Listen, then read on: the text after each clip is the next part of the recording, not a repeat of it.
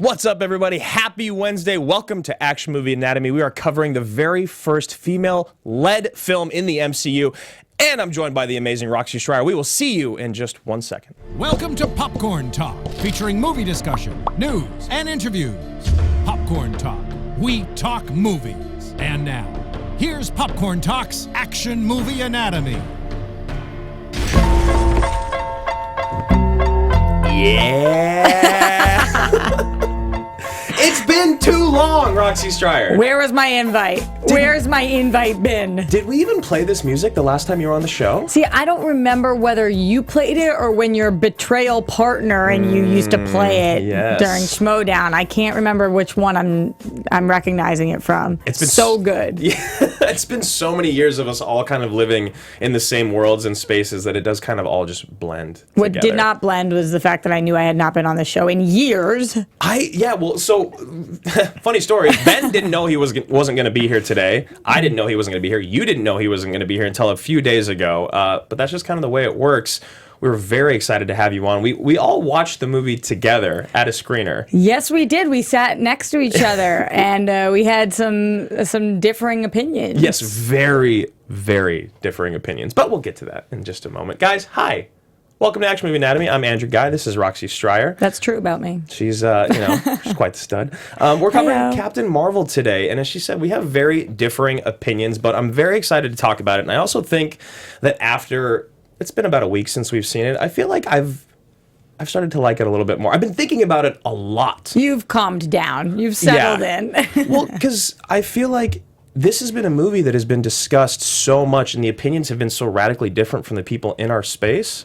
And it also feels like some people are kind of scared to voice their opinions on how they feel about it. I've absolutely noticed that to be true, which is kind of a bummer. Yeah. And I understand that because it is the MCU's first female-led superhero film, people who don't like the movie don't want to say that because they don't want to knock the film. They want to support what it's standing for, but in actuality, they just didn't like it. And it has nothing to do with the fact that it's a woman, and it has nothing to do with the fact that it is anything else other than they just didn't like the movie. And you should be allowed to say that. Now, that's not where I stand, but if you feel that way, you should be allowed to say that. Yeah, I couldn't agree more. I just think you need to be very pointed when you're and articulate when you're saying why you didn't like it. So just like, it just wasn't good, it wasn't cool. So hopefully we'll do a better job than that today. You're kind of touching on my thesis a little bit. Oh, am I? All right. I'm not even gonna lie. I'm excited. So guys, welcome to Action Movie Anatomy on the Popcorn Talk Network, the network dedicated to talking all things movie related and pop culture by the bucketfuls. We usually hop into the trailer, but we can't do that anymore. So we're going to talk about the rules. And before we get into the rules, I do want to shout out our Patreon, patreon.com/Team Action. We have two new people to salute, Jillian Marie and Zachary Taylor. I salute you. I salute you too. Well, I think that your Patreon is one of the best Patreons there is. Really? I love your guys' Patreon. I think you did an amazing job with it. And there's 2 new names this week, but hopefully you'll get 5 more names, and then 10 more names, and 100 more names, because you guys do a bomb job with it. I really appreciate you saying that, because you also have a Patreon that I love your videos. I watch your reviews. Ben and I have been subscribers for a long time. Thanks, man. What is the actual? It's just Roxy Schreier, right? Patreon.com/Roxy Schreier. Yeah. So guys, go and give her a look, give her a follow, give her some support, because she is amazing. We're going to get into the rules here. Rule number 1, the hero always plays by their own rules. How do you feel about Carol playing by her own rules, Rox? Yeah, damn right. Right? She totally does. She always has. Once she figures out what those rules are, Right, takes her a minute to remember what her rules are, but once she gets there, she gets there. Yep, 100%. Rule number 2, the hero and the villain are always the smartest people, beings, creatures, animals, dinosaurs in the room. Who's the true villain in this movie? That's the really hard part of this, because obviously it changed. Spoiler alert. For all the people. Thank you for doing that. I meant to say at the top of the show, you were like, we're spoiling everything, right? Yeah. We are spoiling everything. All the spoils for Captain Marvel. I don't think we've done them yet, so great catch. Well, I just thought about, why is milk spoiled and things are spoiled? Why is that word the same thing for both things? I don't know, but spoiled milk is just horrible. I mean, that's the worst. It's maybe as bad as spoiling Captain Marvel for people like we just maybe did for somebody. Well, we don't know. Sorry if that was worse than spoiled milk for you. What was I saying about Captain Marvel? Who's the real villain? So it changes halfway through the movie, right. Which is, at first you think Jude Law is all good and dandy and fine, and some people even thought that he was going to be Marvel, and you think that the Skrulls are the villains, and then we get that switcheroo. So I think a lot of people's actual problem with this movie was that there wasn't one steadfast villain. And that's kind of been like an echoed sentiment in the MCU for a long time, like that they have weak villains. I don't know if I always completely agree with that, but in this film I did feel a little bit of that. I had heard that Jude Law was cast as Marvel early on when he first got announced to the film. Luckily for me, I didn't really know anything about it. Didn't mean anything. Yeah, I didn't mean. I was like, okay, cool. That means he's good or bad. I don't know. Yeah, I think. I mean, she's definitely the smartest person in the room because she kind of has to figure out everything slowly on her own. And literally the smartest when we see her first meet Sam Jackson, and he thinks that he knows better, and she's like, "No, they're aliens, you moron." Right. She's the smartest person in that room. I loved seeing young Sam Jackson and young Agent Coulson, and how ignorant and naive they were to everything. And by the way, something that's not being talked about that much is whatever de-aging thing that they did. Yeah. That was incredible. Yeah. Nick Fury, as a young Nick Fury, he looked. Wasn't thinking about it the whole movie. It just was fact. I know. It was almost to the point to where I was. If I didn't know better, I would just think they did an incredible makeup job. You know what I mean? Because it just looked so real. But the guy's 70 years old. I know. And he's still killing it. I know. And even the way he was moving, I was like, go on with your bad self. Yeah. You do you. Yeah, he's amazing. I mean, he was probably... Their relationship was my favorite part of the film. I thought that he was so engaging, and the two of them together was super fun. I agree. 3, the movie is driven by a police, military, or political figure. Yeah, I mean, she's not an Avenger yet, but she's like working with the police. She's working with Sam Jackson and S.H.I.E.L.D. Yeah, and I think she's in the Kree version of military or whatever that is. Yep. So yep, that works. Wow, I just sounded real smart on this subject. Yeah, she's in the version of the military. Whatever that is. Whatever Kree that thing. is. And then finally, the movie contains a minimum of one explosion. I mean, she is a literal explosion of just magnificence.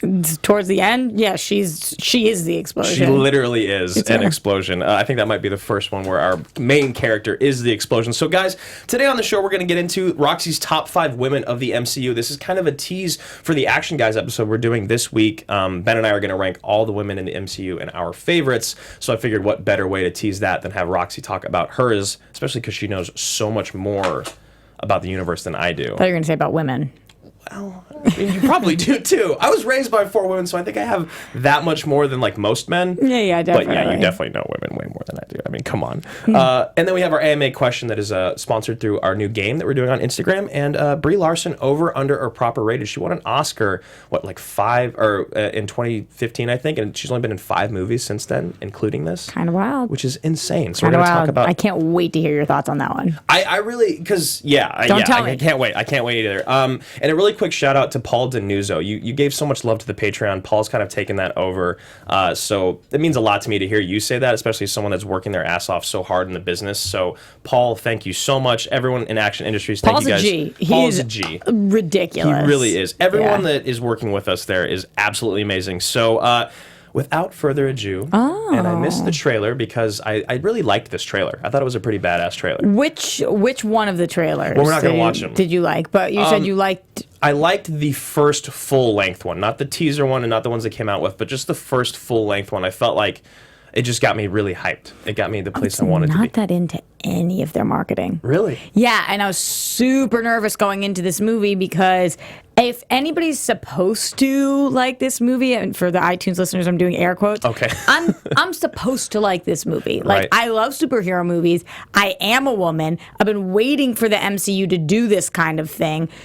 I should love this movie. And I was watching all the trailers and I was like, oh no. Really? I'm not going to like this movie. That's so interesting because I think I had the opposite effect of I have these rose-colored glasses on now for everything MCU. It's just all been so perfect that I think I just saw it and I was like, it's going to be great. It's going to be so good. And I almost think that my expectations kind of ruined my experience a little bit. So maybe mine helped mine. Yeah, maybe. Maybe I know I need to watch it again, and then I know I need to do it in theaters. So, thesis statement, that's your biggest, boldest thought about the film. If you were at a party, a Captain Marvel party, and you could only say one thing the entire night, you would say this thing, drop the mic, take a shot, and then leave. Or maybe take a shot beforehand too. Do you want me to go first? You want to go first? I don't know. You tell me. So full disclosure, Roxy's like, I got a weird one. Well, here's what I thought about coming here. I was like, all right, if you remember, Drew, I've made an impact on this show with my thesis statements in the past. Everyone has been talking about how you and I always have very similar thesis statements. And Chumbawamba will never be the same. No, it will not. So I was thinking, I could do a thesis statement that just talks about how much I love this movie, or why this movie is great for me, or what it represented. But that would be a singular approach about how I feel. And I thought that this should be a thesis statement more about what the movie is. Okay. Do you want me to give it to you? I'm so curious now. Okay. Captain Marvel is the cilantro of superhero films. Now, let me explain. Let me explain this. I already love where you're going with this. So, the people that love Captain Marvel, they really, really liked it. I love cilantro. And they love cilantro, and they love Captain Marvel. And the people that don't like cilantro, they are actually, it tastes like soap to them. They're repulsed There by is a gene inside them, and they do not like it. But when you ask them to explain why don't you like it, they can't really do it. Right. Because it just doesn't taste good to them. And that's everybody who doesn't like Captain Marvel, which, by the way, the percentages are pretty similar to Captain Marvel and cilantro. If you look on Rotten Tomatoes, 80% of critics liked it and 20% didn't. And with cilantro, it's about 15% of people who don't like it. So pretty similar. And the people that don't like it, they just say, it just wasn't for me. I don't like the way it tastes. And they can't really go into it too much. Like, they just say the character, it just didn't taste good to them. Just overall. And so that's part of it. But then also, never have I ever heard anybody say cilantro is my favorite food. Okay. Yeah. And never have I heard anybody say Captain Marvel is my favorite movie. This movie was my favorite. So the people who like it really like it. Right. But it's not pasta. I cannot get over you and your thesis statements. But it's pretty accurate, right? You could drop that damn mic and walk out. That is I came to the party. That is so incredibly hilarious and poignant. It's so true. Because you're right. Because when I walked out, and again, this is what I do for a living, I had a very hard time articulating why I didn't like it, but I was like, I need to really do a good job here, so it's not just I don't like female-driven superheroes, because I do. You have to be very specific, but it's hard to be when you just don't really like the way something tastes. Yeah. And people were like, well, it's the characters, the villain, but it wasn't there was one moment in which it turned, or there was it just kind of tasted like soap. This is so... Okay, so now whenever I hear Chumbawamba or think of cilantro, or see cilantro, I'm going to think of you. Guys, you're welcome. Go watch The Last Samurai episode that Roxy Schreier was on. She does the greatest thesis on there as well. Is that the sweating episode? No, the sweating episode's The Edge of Tomorrow. She's been on for every episode you're on is a milestone. Let me tell you something. I knew the answer to that question. I just wanted to ask it. You just wanted to bring it up. Throw it out. Just to throw it out there, see how it stuck. Oh my God, she was a champ too. You just ignored it. You just kept looking me in the eyes and then You're going to have to do that for me today because holy crap. I'm dying. I'm dying as well. I'm in a fur sweater. Why did I do this? It's 70 degrees in LA again. I know. I didn't know that at 5 in the morning when I left my house. Oh my God. Now I know. Really quickly here, do you see this? Is that donation? Oh yeah, this is a super chat. So this is a new thing that goes on YouTube. Thank you to the Prince That Wasn't Promised who just gave $10 to the super chat. Yeah, YouTube does this thing. I don't even know what it is, but yeah, the Prince Who Wasn't Promised. Thank you so much. Do you want to tell me a little bit what it is? Well, people who are liking what you're doing on YouTube can donate money to what you're doing. That's so cool. Thank you so much. Send that person to your Patreon as well. Yeah, absolutely. He actually is already a patron. We're going to shout him out next week, but we'll shout him out twice. So thank you so much. People. Yeah, that's amazing, and thanks for everyone in the chat. So my thesis, my first week one was I've never loved a cat more in a film, just because I was so shocked by it. The cat's so badass. I love that we finally see why Fury lost his eye. You love that moment. Okay, so I don't That's very polarizing. Yeah, I don't actually love how it happened, but I like that I at least know now. And then the fact, I think if they allude to the Thanos scratches being from the same cat later on, then maybe I can get on board a little bit more, because then Fury got the same thing that happened to Thanos, but he only lost. You know what I mean? Yeah, I think that with the cat / Flarkin, whatever you want to call it at this point, it was I'm like you, I like to have answers. Right. So the fact that I know was okay, but that being the reason, he's supposed to be this badass war hero. Same and when that way. happened, it was one of the only moments in the movies where I put my hands up to my face and was like, no, don't give people a reason to dislike this. I was We're the already same way. cilantro. Don't overuse the cilantro. You don't want cilantro puree. I am in the same boat. I was like definitely a little bummed out about how kind of weak it was, but I at least liked that I knew the answer. So that was my first one. But then I realized after the film ended and I saw both the post-credit scenes, and again, I didn't love Brie Larson as Captain Marvel. I didn't love this movie, but what I did love was that the endgame scene and her showing up. And after like realizing how powerful she is and then seeing her in the room with those people, I was like, I've never been more excited to see a character in another film. Oh my gosh, the prince who wasn't promised just jumped to 20. Go what a Prince. stud. I love you. I think you were Prince. promised. But I'll be here all hour. I'll be here till 12:30 or 1:30. But yeah, so I think that's my true thesis now, because you see how powerful she is and you realize like you need her. Half the universe is gone, including half of the Avengers. How are they ever going to stop Thanos?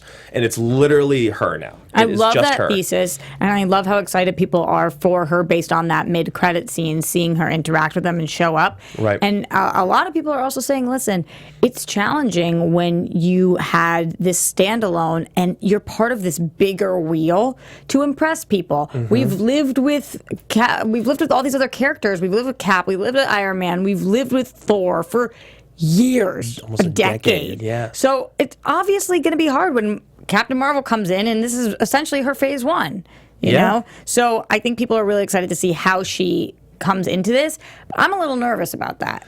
I am too, because I think if it isn't done to the way kind of like that I'm so excited about, then I think it's just going to be really hard to get people on board with Captain Marvel, because this was already such a polarizing film to the audience. I agree with that. And also we saw at the end of this movie how powerful she is. Yeah. So I'm not going to believe anything less than I will kick anybody and everybody's butts because I am the number one strongest person in the MCU now. Right. But also, again, spoiler alert for Infinity War, half the people are gone. Right. So what is she going to do about, how is her coming back going to fix that? Yeah, I know. The whole Soul Stone thing and the snap, we all wonder what's actually going to happen there. I don't know.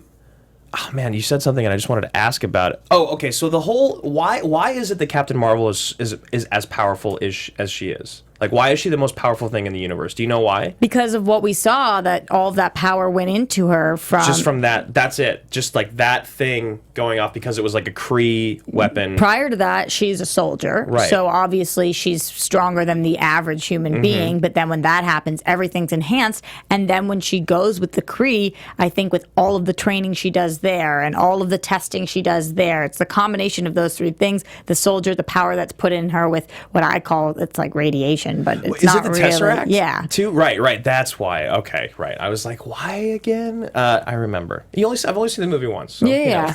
Well, and now that thing's inside a Flarkin. Or whatever. Or it was, yeah. Yeah, He just pukes it out. It's hilarious. A flarkin. I love it. Okay, guys, so those are our thesis statements. Let us know what yours are in the chat. It's not as easy to read the chat today, but you guys love conversing with one another. So pop them in there and let us know what you think about our thesis statements. We are going to hop into the next moment. That is our fist pump moment. That's when something happens in the movie. You look around in the theater, people might stand up or clap, which happened a lot in this movie. You want to call your best friend, like, holy shit, go and turn on Captain Marvel to this scene because it's amazing. People stood up. I thought Sit down. Yeah, I know. Down in front. People get so excited. So you just did this big intro and it was awesome, and I wanted to ride the wave, but I couldn't help the stand up thing. It's true. It's because I think I'm a person that thinks it's weird when you clap at the end of movies too. I get it because they're not there. They're not there, but I understand it. No, I We're clap. all like, yay! I We all clap. enjoyed it together. I did too. I like to think they feel it. Yeah. When somebody's talking about you and your ears tingle or whatever that is, it's like that. Yeah. Maybe not. Maybe they don't feel it at all, but I think it's way less weird than standing. Did you feel me clapping when I watched Crazy Bitch on your Instagram story? Did you like it? I did, guys. You gotta go, Roxy. It was a short film that you were just starting. Yeah, it was a little short that we did. It's on my YouTube, which is just my name. Yeah, you guys gotta go check it out. It's so fun to. We did a show for a long time table reading together. We have not really seen each other act much, so anytime we get to, it's a treat. This weekend. I know. Roxy's got a feature. I got to read her table read. I'm so excited. What is your fist pump moment? You want me to go first on this one again? Oh, no, I'll go first then. I don't want to just put it all on you. It's fine. I'll do it if you just want to copy all my stuff. Well, see, that's the one thing I figured since our opinions were so differing, I might not actually steal your stuff, but this is the one where I think I might. No, then you should let me go first. Well, mine's written down in print. You guys see this? I printed it. It's not changing. I printed it. I'm not stealing anything. Mine's kind of in print. So I think my moment that I realized that Captain Marvel was as awesome as she was and as powerful as she was, I loved when she realized that the thing on her neck was actually hindering her powers and not giving her powers. Because I thought that they were. I thought it was too. Again, I am so ignorant to the tie with one arm tied behind my back. Yes. Yeah. And I think that I have it. I have it written down as my favorite line. Oh no, I have a different favorite line. I loved that too, Drew, because it was you kind of live your life doing what you assume the people around you that care about you tell you. Yeah. You know, like if your parents were telling you your whole life something's on you to help enhance something or to just help you, you know, would never think about it. You wouldn't question it. Especially if you had superpowers. You'd be like, oh, this is my superpower thing. This is helping, or this is helping to control all of that. Whatever you thought, you would think it was for good. Yeah. That was a awesome moment because she grew smarter. Yeah, exactly. And that's the thing about this movie is you can't have Captain Marvel physically have to like beat someone. You can't. You have to have her mentally conquer herself because she's so powerful. It just wouldn't work if she like had a hand-to-hand combat at the end of the movie with someone and they like actually, unless it was Thanos, I guess, but they actually like held their own weight with her, it wouldn't work. He has big hands. He does have very large hands and a glove to go with it. Which is the point you were making, right? Yes. I'm glad I'm picking up what you're putting down. We're on the same wavelength. But yeah, I just thought that it was such a cool thing because really she can't overcome someone else. She has to overcome herself. And that's why I love that. That's a great pick. I love that moment. For me, it was the moment that I felt like I could identify with the most. Usually that is my fist pump moment in films. And it was when she realized that humans get back up again. And we see that montage of her getting back up as a little kid, getting back up as a soldier, getting back up as a human, as an adult. Right. And I kind of was just like, you know... It was written as my second thesis. It says getting up montage. So we're still doing what we did 2 years ago. Good. I'm glad we're simpatico. Sorry, I don't want to interrupt. It just was something that I could connect to because you see all these Marvel movies, and even if it's Iron Man who really doesn't have powers without the suit, right? I can't relate to being a billionaire. No. I'm not like, that lesson, I can apply that exactly to my life because that's me. But what I can relate to is being a human who, regardless of what happens, we do get back up. And that's not the same as other species. So I thought that was really cool and smart that they put that in there, that one of Captain Marvel's biggest strengths is being human. Yeah. Which was really cool. That I love it. And that's why I wrote it down too. That when that moment happened. That was your second pick. Yeah. I'm glad I didn't steal it. In the theater, I think everyone kind of looked around and had that moment because it's so, and they say it in Spider-Man too, and they just had it in Into the Spider-Verse, like you keep getting back up and keep getting back up. But to kind of just have it as it's not about being a superhero, it's about being human. And that's, as we know in this business, that's literally all you can do. Is just keep picking yourself back up and moving forward. It had a little cheese element to it. A little bit. And I thought it was the perfect amount. Yes. Of cilantro. It was just, it could have gone further, longer, but it didn't. And I thought, like, somebody came in and cut this so well because I'm sure they shot 10 more moments of her getting up throughout. Yeah. And they picked the exact amount where I was done. By the time that she said what she said, I was like, okay, good. I'm ready. Yeah. Yeah, and another thing about like the visuals that they were like totally married and attached to is you kind of notice her stance, like her Captain Marvel stance, where she kind of has her arms out and it's like a fighting stance that they kept like injecting it into the movie.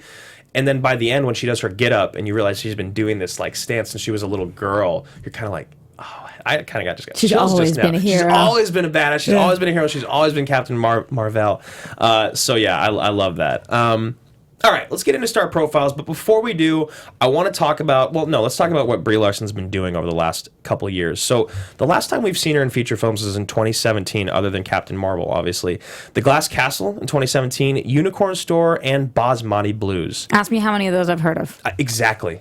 I have not heard of any of them. Not a one. Nope. I haven't heard of them. And I really like her. And also, I see indies multiple times a week. And also, I'm in this space. I do not know those almost movies. Every screener that I'm ever at, you're there. And you go to like 10 times as many as I do. And the fact that you've never even heard of them I feel bad about it. It's shocking. But I haven't. I don't know. I know, and that's why we want to get in this conversation. So obviously Sam Jackson on the complete other side of the spectrum. Incredibles 2 last year, Life Itself last year, Glass this year.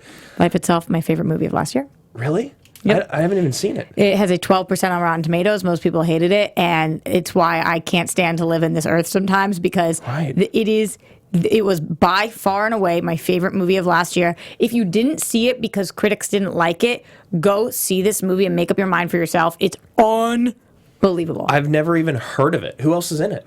It's Oscar Isaac. It's Olivia Wilde. Yeah. Annette Bening. Annette Bening. Jeff. Yeah. Hi, Jeff. Jeff I Graham in the snuck booth. Yeah. Once you guys started talking about Dan Fogelman, I had to get in. I was Yeah. So it's the creator of This Is Us that made a movie. I know this movie. I watched the trailer What just happened? because I remember watching this trailer.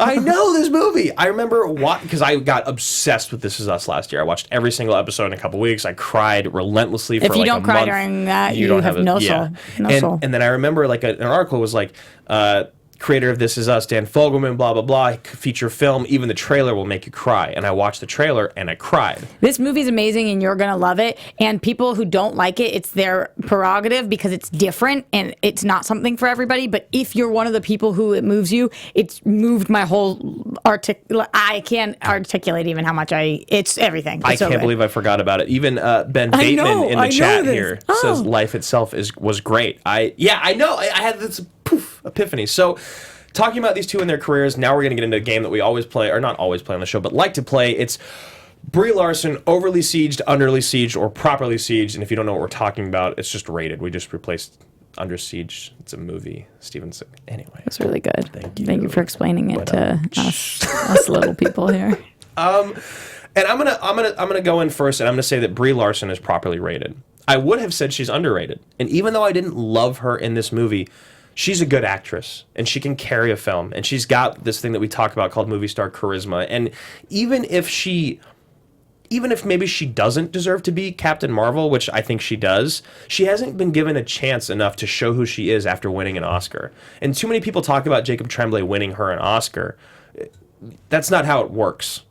You know what I mean? Like, I wish, because then I think I'd have more. Right, yeah, because I've talked to people that are very talented in my life. Can you guys win me an Oscar, please? Exactly. 5 films since winning an Oscar. Captain Marvel, obviously, this is a very great feeling for her, I'm sure, to like not work much and then be placed in the biggest franchise or entity in the movie world. But I think that now she's just properly rated, and if Captain Marvel hadn't come out yet, completely underrated. I also, so that you don't think I'm cheating, wrote properly. Okay. I also think she's properly rated. I think that The Room was, or just Room. The Room is the other one. Yep. Room.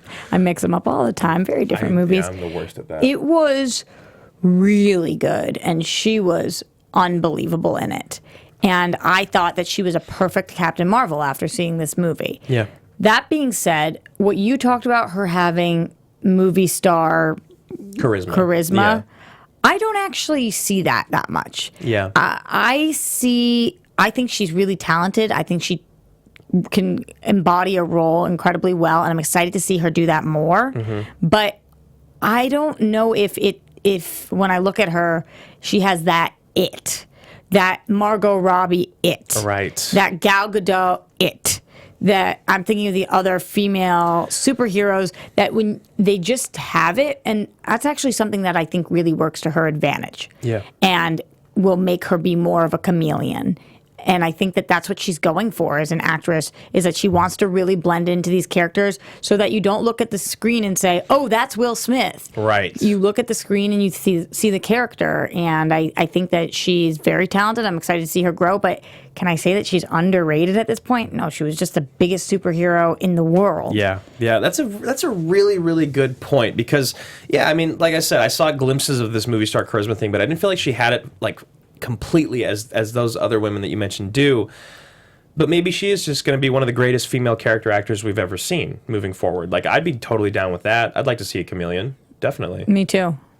Excuse me. And maybe she only does one movie a year and she pulls that thing that some actors do. Yeah, which is, hey, if that's what you want to do, then you know, more power to you. So guys, let us know in the chat what you think, if she is overrated, underrated, or properly rated. We're going to get into a little bit of production development. We don't have a ton of time, so I want to talk mainly about Anna Boden and Ryan Fleck because they are bizarre. It's so crazy. They directed this. They're a married couple. They've worked on other films like Half Nelson, which I really love. I didn't see it, and everybody's now talking about It's it. so good. It's so sad but beautiful, and Gosling is I gotta check it out. I excellent. hear it's incredible. Yeah, I really, All right. really love that movie. Sugar, it's kind of a funny story. Mississippi Grind and Captain Marvel, obviously. Now, this movie has been in production for 5 years or so at least. I mean, Kevin Feige is a genius, and he's always thinking way ahead. And back in 2013, he was already saying he wants Captain Marvel and Black Panther to come into the space, but he isn't sure when they're going to, and they have to be origin stories, obviously. And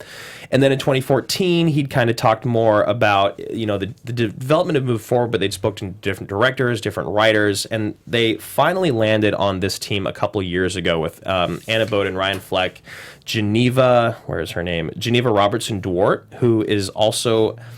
She's interesting because she wrote like the new Tomb Raider movie, and I wasn't a big fan of that. And I liked it. You did? Yeah, I liked it okay. fine. Okay, good. Yeah. I'm not gonna shout it from the rooftops, but yeah, totally. It's Right. good. Well, she was hired to rewrite that, so maybe her doctoring is what made it a lot better. And she was originally supposed to be working on TV projects, I believe, with Me? with you, with Sony on projects called Silver and Black. A team up. That's a superhero show. That's a one that people have been really excited about. Yeah, so I guess she was originally supposed to write that, and I think she was removed to that to work on this. So I'm not... Interesting. I wonder what's going on with Silver and Black right now. I haven't checked in on the development of that for a while. I have no idea. Huh. Like, I've never even heard of it. I think they're, because I'm not as involved in Marvel, but I think that they're Spidey people, maybe. I mean, yeah, that's what it says about the Spider-Man characters, I Black don't even- Cat and Silver Sable. Yeah. But I don't know them. Yeah. That's not why we're here, though. But it's just cool because I really like when the DGA only allows from time to time, like, the Coen brothers, obviously, but it's like very, very unique circumstances to put two directors on a film. And I think it's really cool that this married couple has been doing this since they essentially met in film school, like I believe at NYU. So I hope we see more from them, even from the people who didn't particularly like this movie. Yeah. Because this is a weird story, and let's see what they got. Yeah, and that was one of the things Kevin always talked about with having them and signing them on, was that the way that they talked about Carol and kind of her struggles as a real human was why they wanted her or them to direct, which makes so much sense because that's what a lot of their other movies are about, is the real human struggle. And it's what Marvel does well. They find these indie directors or people that they see have potential, and they give them huge budgets and a big opportunity. Yeah, and I'm sure with the direction of Marvel Studios, it helps them obviously be on brand for Marvel, but then get to show these indie qualities that you talked about. So this movie was actually one of the cheaper movies produced by Marvel. It was only $152 million. It was distributed by Buena Vista. It was released March 8th of 2019. It has grossed already $164 million domestic and $325 million worldwide for a grand total of just under $500 million. It opened at number 1 last weekend at $153 million, at number 18 of all time. So to talk a little bit about these numbers, how do you feel about how it did? I think I mean, you can't argue with the fact that it worldwide and total gross, that's insane. Yeah. It's insane. Do I think that this is going to do what Black Panther did? No. Right. But do I think that they're stoked on these numbers right now and they're laughing straight to the bank? Oh my God. To all the people who beforehand were like, you should not go see this movie. Everybody go see Alita instead. Screw this movie because of comments that Brie Larson made. Do you know about all this? What the hell was that all about? So I saw it was a little bit like self-sabotaging Brie Larson. That's what changed this whole Rotten Tomato policy, but maybe you can break it down a little bit more in depth. Essentially, Brie Larson made a comment that I think she misspoke, and she was trying to say, what she did say was, when I look out and people are interviewing me and I'm at these junkets, all I see are white men. And Got it. I think what she was trying to do was encourage the studios or networks that are sending people to send people of color, to send women or whatever, but really she didn't phrase it well. Right. She definitely did not phrase it well, and it was very alienating to White men. Who we all know love the internet. So then said white men decided to boycott what her film was, and also they were upset because Shazam's coming out soon, and Shazam was Captain Marvel at one point, so they boycotted. They were sending her death threats, all of these horrible things. So crazy. Zachary Levi came to her defense as well and was like, what are you talking about? Go see both movies. We don't care if you go see a Marvel movie. Go support everybody. He started getting death threats for coming to her defense. So it was a whole thing. That is so crazy. Now, I get Whole to-do. I get that, like you said, she probably could have spoken a little bit Clearer. better, a little more clearly, and it's definitely not the best thing to do to alienate an audience right before your film comes out. That being said, I'm very happy Rotten Tomatoes changed their policy. People should not because be able everybody was going on to Rotten Tomatoes and was saying that this movie sucked and there hadn't been any screenings and they had not seen it. Exactly, which is not fair. It's not the way that the world works. So I'm glad that got fixed. IMDb gives it a 7.1. The true Rotten Tomatoes tomato meter gives it a 79, and the audience gives it a 63. Now, again, that second number is always going to kind of be affected by that happened, because those guys can, now that the movie's out, they can still go and rate and review. But it is interesting because this is the kind of movie where I would think the audience score would be higher than the tomato meter. Me too, actually. I completely agree. I figured the critics would be a little bit more harsh on this, but honestly, over the last few weeks, we've covered such differing opinions from critics and audience, like even with Alita, like a 90 from audience and like a 30 from critics or whatever. It's absolutely crazy to me. Same thing with Life itself, by the way. Yeah. So I know that we're getting a little close on time today. I really want to talk about your Marvel, the women of the MCU. Yeah. Because, you know, as you said earlier, you know women better than I do. You know what this assignment, you know what this homework. allowed me to do, though? Realize how many bomb women there are in the MCU. Incredible. I was really happy that you asked me to do this because I didn't feel that way. Really? I knew that there were great women in it, but I was just like, we have such low ratio. There's just so many more men. And that is true, but the women that are there really stand out. They're so important. Yeah, and so I was really happy about this and had a really hard time with it. Yeah. Because having my top 5 women in the MCU was not enough.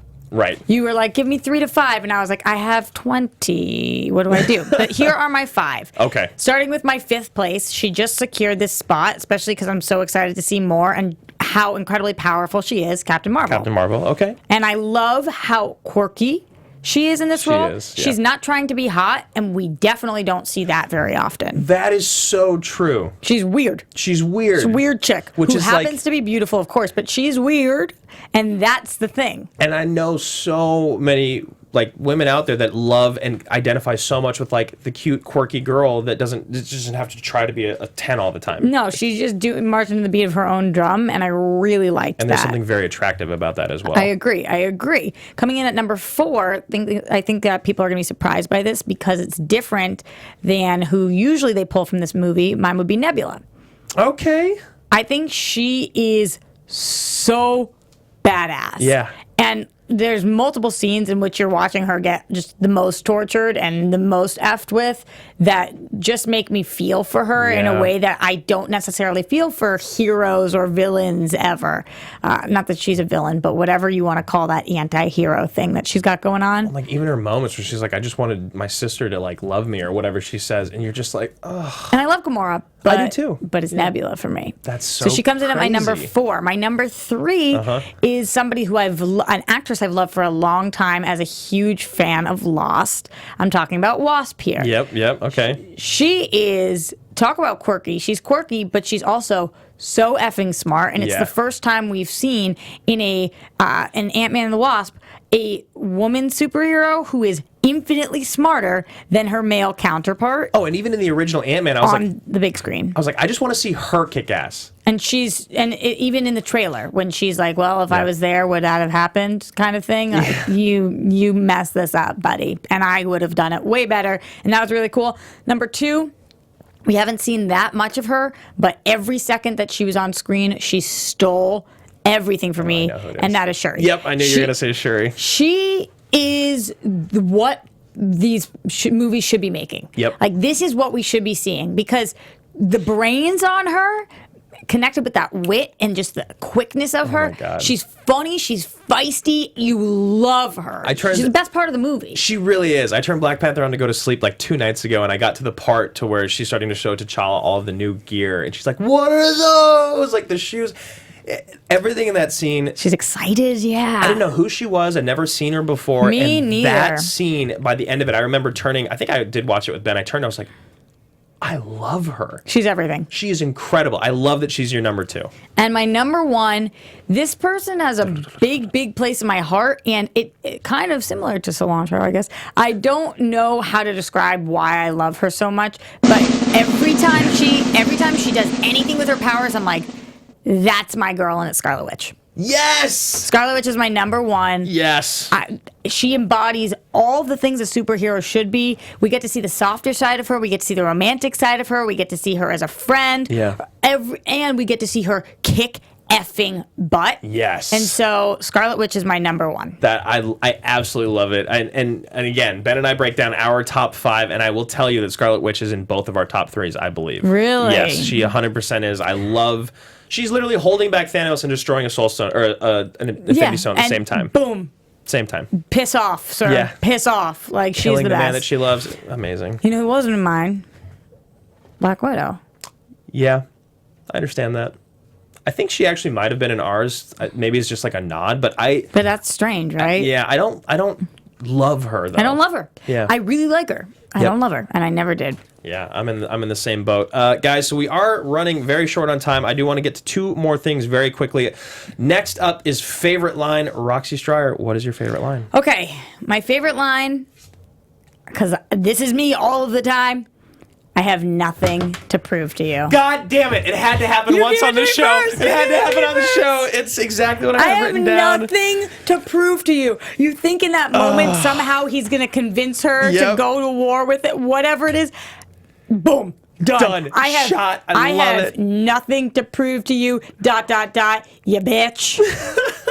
It's so true, and I love it. He's so pathetic, and you can So tell he's trying to be like the worst, the worst manipulating man ever, who's mansplaining a bunch of shit, and then she just shoots him. I have nothing to prove to you, and that's what we felt the whole time with her. Yep. With her sticking up for the wrong people and everything. I have nothing to prove to you. I Bye. love it. It had to happen. I'm so glad it finally did. We It's did written it. right here on the paper. Yeah, I have nothing I to like prove that to you. you had something to prove to me. You had to show me that it was written on the paper. Exactly. I did not steal your... I have something to prove to you. Here it is.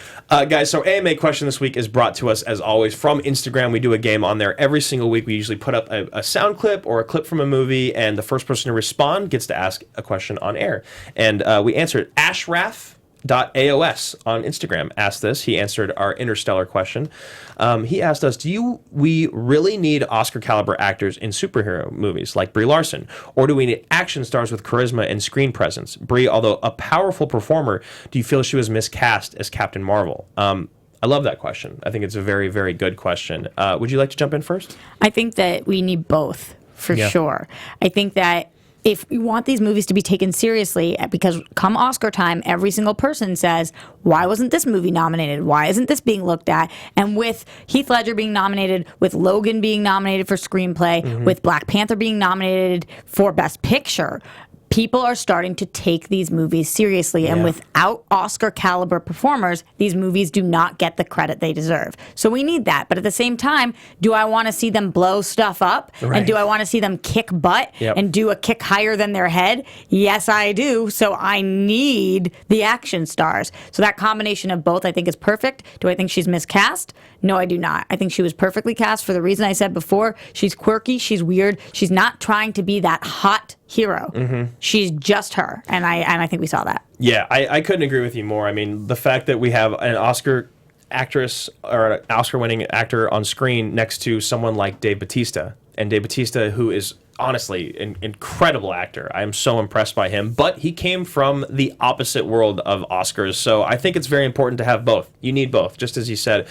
I think I originally thought that Brie Larson was miscast in this, but the more I think about it, I don't know who else would do it. I think that she really really embodies that quirkiness, and I think that when she finally realizes how powerful she is, you do get that stoic, badass superhero woman that you want.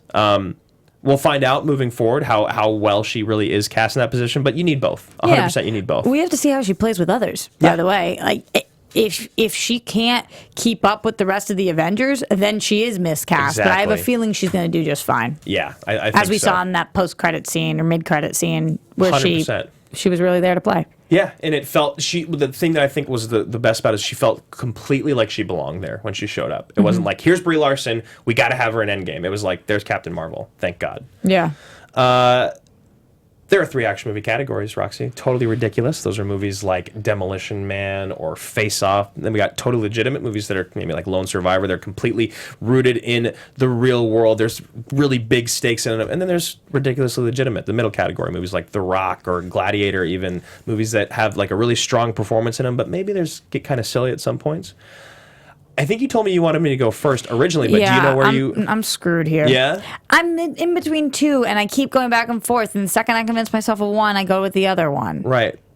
And I think I'm pretty sure those are totally ridiculous and ridiculously legitimate, right? Yes, because it is both. It totally is. Yeah. And I think the reason it's the middle category is because it knows that about itself and it executes it on the level that it wants to. I think it hits all the beats that it wants.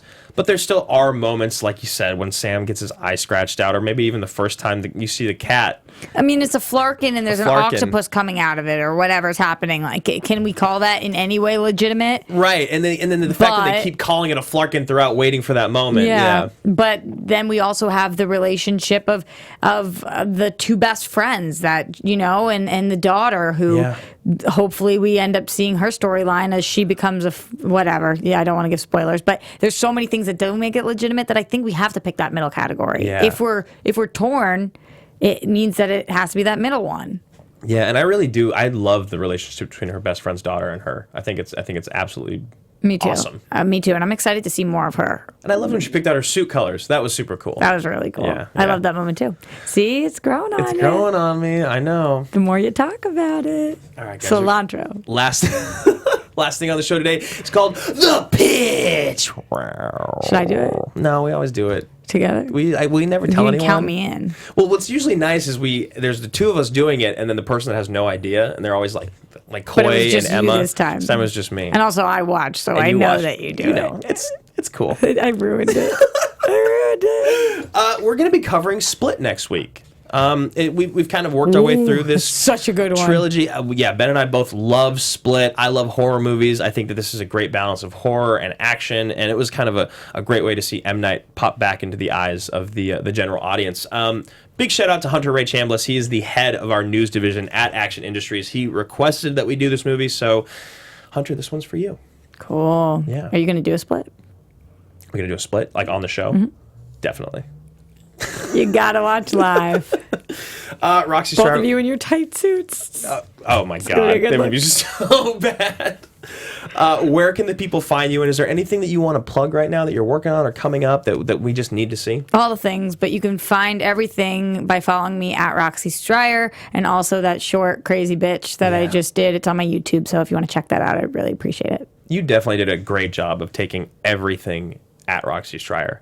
You got all of them, didn't you? Well, it's lucky there's not. I don't know if there's another one of me. I've been looking for her. If she's out there. There's an Andrew guy in Texas that has like 130 followers on Instagram. Guy like you guys? Exactly. What? I know. I've thought about messaging him a bunch of times to like buy his Instagram page off of him, but I just don't know if I'm at that point yet.